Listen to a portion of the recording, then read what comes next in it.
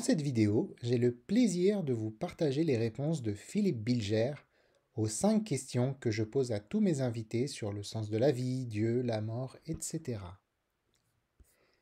Pour ceux qui ne le connaissent pas, Philippe Bilger est le président de l'Institut de la Parole, aujourd'hui magistrat honoraire. Il a exercé pendant plus de 20 ans la fonction d'avocat général à la Cour d'assises de Paris.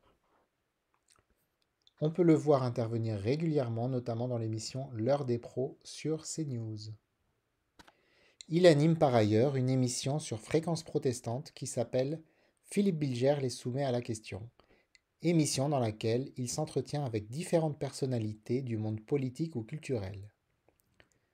Je le remercie chaleureusement d'avoir bien voulu répondre aux 5 questions. Ayant un emploi du temps particulièrement chargé, il a tout de même fait l'effort de m'envoyer ses réponses par écrit et je vais donc vous les lire sans plus tarder. Première question. La vie a-t-elle un sens? La vie a le sens qu'on lui invente en la vivant. Il faut lui laisser le champ libre. Le plus sûr moyen de se perdre est de prétendre l'organiser.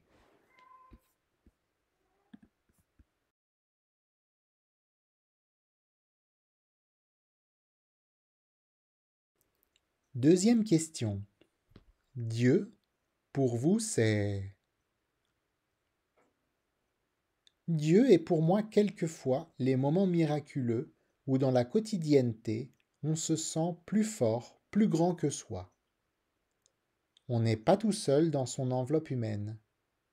Dieu est ce qui nous prolonge. Transcendance bénie.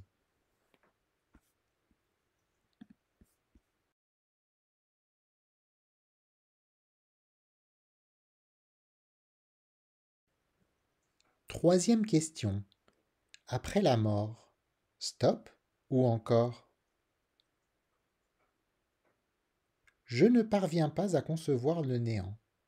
Et lâchement, sans y croire absolument, je rêve de retrouvailles tendres et affectueuses avec ceux que j'ai perdus. Parfois aussi je prie moins pour eux que je ne les prie.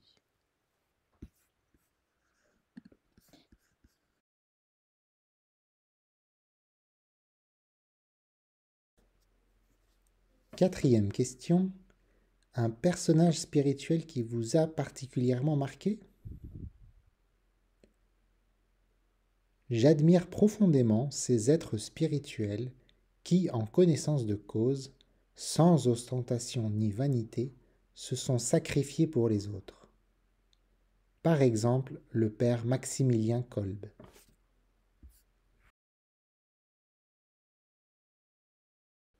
Cinquième et dernière question. Le livre et ou le film que vous recommanderiez à votre meilleur ami en perte de sens? Le livre ou le film? Pas forcément une œuvre qui traite littéralement de Dieu, mais il faudra qu'ils obligent le lecteur ou le spectateur à embrasser la condition humaine dans sa finitude et sa grandeur. L'île nue, l'incompris, Proust, Shakespeare, toutes les œuvres qui élèvent. L'art, même tragique ou profane, exalte.